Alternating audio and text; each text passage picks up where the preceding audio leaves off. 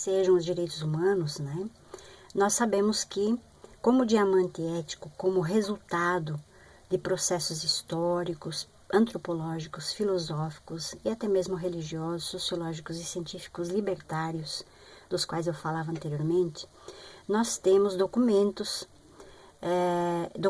tanto doutrinários como documentos legais, né, no mundo todo, que servem de diretriz. Um exemplo é a Declaração Universal dos Direitos Humanos, né? E que essas diretrizes ou parâmetros legais de conduta dos Estados, conforme a ONU, né, conforme as Nações Unidas, onde o Brasil é signatário, é parte, né, por meio então das suas constituições e dos tratados que ratificam em âmbito interno dos países, esses documentos então, eles passam a valer como lei. E nesse caso, o Brasil, ele tem ratificado e colocados na Constituição através do artigo 5º e do artigo 6º, né? Em especial, artigos 5º e 6º da Constituição Federal Brasileira, nós temos então a ratificação dos 2 pactos de direitos fundamentais que o Brasil incorpora, quais sejam o Pacto dos Direitos Civis e Políticos, contidos no artigo 5º da Constituição, que foi ratificado em 6/7/92, tá? E dos direitos sociais, genericamente falando, que são os direitos econômicos, sociais, culturais, ambientais e outros que eventualmente venham a entrar nesse âmbito, né, de abrangência, o pacto que nós chamamos comumente de PIDESC. Esse pacto também de 1966, ele foi ratificado então pelo Brasil em 24/1/1992, ou seja, no início do ano de 92, né? Só que ele vem, ao longo dos anos, ele vem, ao mesmo tempo que a gente avança por um lado, a gente retrocede por outro. Mas vamos em frente. Então, o Brasil define na sua Constituição Federal, né, os direitos sociais no artigo 6º, conforme eu já mencionei, e ele diz, e eu gostaria de textualmente repetir aqui, são direitos sociais à educação, à saúde, à alimentação, o trabalho, a moradia, o transporte, o lazer, a segurança, a previdência social, a proteção à maternidade e à infância, a assistência aos desamparados na forma desta Constituição. O que chama atenção para nós nesse artigo 6º?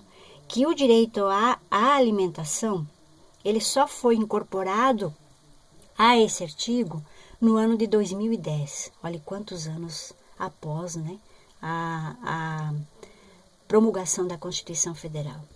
Bom, desde esse ponto de vista, então, o que nós observamos? E quando eu falo desde o ponto de vista das lutas libertárias, reitere-se, de resistência. Não podemos deixar de levar em conta muito fortemente esse detalhe, que é um detalhe muito importante.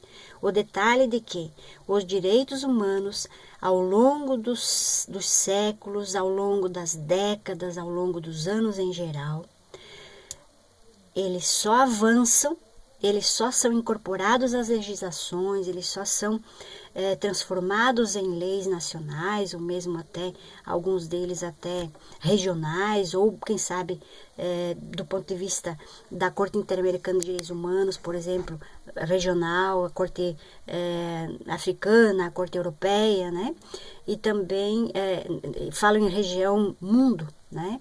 E também nas suas próprias constituições, depois leis complementares, ou então ainda nas constituições estaduais, nas leis orgânicas municipais, todo esse arcabouço de direitos, ele vem, então, num efeito dominó, né, fazendo acontecer, como a gente costuma dizer, na ponta, através, por exemplo, de um equipamento de SUAS, de um equipamento de SUS, né, E quando eu falo equipamento de SUAS, eu me refiro ao CRAS, ao CREAS, ao banco de alimentos, né? À cozinha comunitária, ao restaurante popular. E quando eu falo em SUS, eu me refiro às unidades básicas de saúde, às unidades de pronto atendimento, às UPAs, né? Entre outros equipamentos que estão por aí, os hospitais públicos, assim por diante. Então, desde o ponto de vista, repito, das lutas libertárias de resistência, considera-se de total relevante que, diante dos retrocessos que nós estamos tendo hoje, não há o que falar em termos de transigência. Com direitos humanos, gente, a gente não transige, a gente não abre mão. O que a gente faz é ficar realmente com o pé na porta, a resistir para que o direito não escape. E nós estamos vendo isso acontecer a olhos nus. Isso está nos entristecendo, isso está nos desanimando.